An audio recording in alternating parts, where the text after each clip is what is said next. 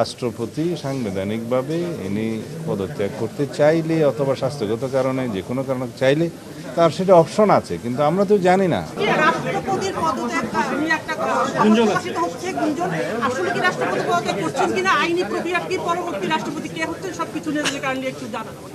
আপনি নিজেই বললেন যে এটা একটা গুঞ্জন শোনা যাচ্ছে, তো গুঞ্জন তো গুঞ্জনই। আর এটা যদি ঘটনা হয় সেটা তো আমরাও দেখব। রাষ্ট্রপতি পদত্যাগ করছেন মাননীয় মন্ত্রী? আপনি বললেন যে এটা একটা গুঞ্জন, না, গুঞ্জন বলি না, গণমাধ্যমে খবর এসেছে। গণমাধ্যমে আসছে, তো হতে পারে আপনারা রাষ্ট্রপতিকে জিজ্ঞেস করতে পারেন। না, মাননীয় মন্ত্রী একটু কাইন্ডলি যদি বলেন প্রক্রিয়াটা কি আসলে।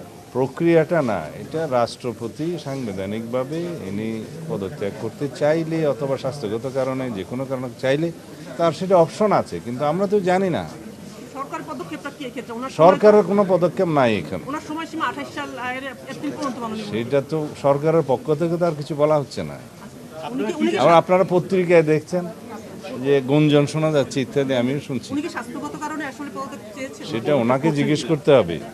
মাননীয়মন্ত্রী গণমাধ্যমে একটা খবর এসেছে, তিনি লন্ডনে যখন চিকিৎসা নিচ্ছিলেন তখন ভারতে পলাতক শেখ হাসিনার সাথে তিনি ফোন আলাপ করেছেন।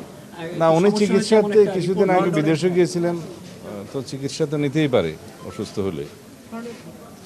লন্ডনে বসে তিনি ভারতে পলাতক শেখ হাসিনার সাথে তিনি ফোন আলাপ করেছেন, এরকম একটি খবর। সেটা আমি জানি না, মাননীয় মন্ত্রী, আমরা শুনি। রাষ্ট্রপতি কি শারীরিক অবস্থা বলে উনি পদত্যাগ করার কথা জানিয়েছেন সরকারকে? শারীরিক না, এটা সরকারকে জানানোর কথা না। স্পিকারকে? যদি মহামান্য রাষ্ট্রপতি স্বাস্থ্যগত কারণে হোক যে কোনো কারণে হোক পদত্যাগ করতে চান, সেই অপশন তো ওনার আছে।